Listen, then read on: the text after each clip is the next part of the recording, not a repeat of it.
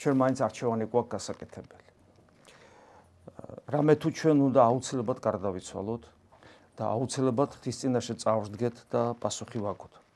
ეს აუცილებლად მოხდება. შესაბამისად ეს პასუხისგებლობა და ეს სრული კონცენტრირება, სრული მობილიზება, სრული რეალიზება საკუთარი თავისა ქრისტეში გარდაუვალია, ან ღმერთმა დაგვიფაროს და ქრისტეს გარეშე დარჩენაც ასევე გარდაუვალი იქნება თუ ქრისტეში ვერ რეალიზდებით და ეს არის ჯოჯოხეთი. პრობლემა იმაშია, რომ გარდაცვალება ყველა ჩვენგანთან მოვა და იგი შეიძლება მოვიდეს ძალიან მოულოდნელად.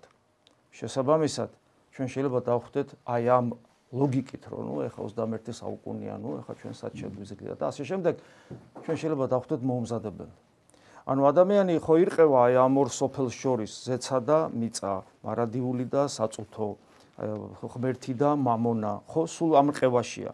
ჩვენი არჩევანი ხან იქით გაგვაქანებს მარჯვენა მხარეს, ხან მარცხენა მხარეს. მუდამ სულ ეს პროცესი ხდება და ვერ ვახერხებთ მობილიზებას, ვერ ვახერხებთ კონცენტრირებას, სულ ყოველთვის გადავდებთ თვალინდელი დღისთვის, არ თვლით საჭიროდ თუ რომს გვეუბნებიან, რომ იცი რა, ჩვენ ახლა მეტი სად შეგვიძლია თავს ვიმართლებთ, ვართ ნელთბილ მდგომარეობაში და ლოგიკურად ვასაბუთებთ, რომ ეს ნელთბილი მდგომარეობა ჩვენთვის ნორმა არის, მაგრამ მოვა ცხელი სიკვდილი, ცივის ამარეთი, აუცილებლად და მე ან მარადილ დიდებულებაში და სიცოცხლეში შევალთ, ან მარადილ ჯოჯოხეთში.